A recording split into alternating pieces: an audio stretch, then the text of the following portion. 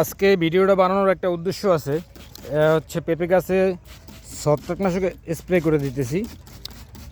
প্রায় 1 মাস হয়েছে কোনো প্রকার স্প্রে করি না, সেজন্য ভাবলাম একটু ছত্রাকনাশক স্প্রে করি। কিছু কিছু পাতা এরকম হলদে ভাব হয়ে গেছে, এটা জানি না কিসের জন্য হয়েছে। ভাবলাম তো একটু ছত্রাকনাশক স্প্রে করে দিই। তো আচ্ছা, ভিডিওটা বানানোর যে কারণ সেটা যেটা বলতেছিলাম, এটা হচ্ছে মানে আজকে কোনো ভিডিও আপলোড দেওয়া হয় নাই,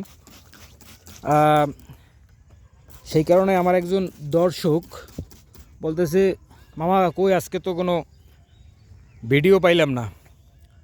আমাকে মামা আজকে তো অনেক ব্যস্ত কাজে, সেই জন্য ভিডিও বানানোর সুযোগ পাই নাই। তো এইমাত্র খেতে আসলাম, বলতে এইখানে বসেই বলছে, তো ভাবলাম যে তাইলে একটা ছোট্ট একটা ভিডিও যে কী করতে আসি আপনারা দেখেন, আর আমি একটু কাজ করতে থাকি। এইটা ভালোই হলুদ হয়ে গেছে।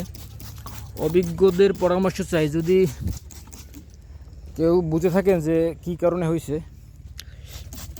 একটু কমেন্ট করে জানাবেন যে আসলে পেঁপের হলুদ হওয়ার ভাবটা কারণ কি। নিচে কিছু খড়কুটো দিয়ে রাখছি, আপনারা দেখতেছেন, এগুলো মাটি দিয়ে ঢাইকে দেবো, তারপরে গোবর দিয়ে পানি দিয়ে দেবো।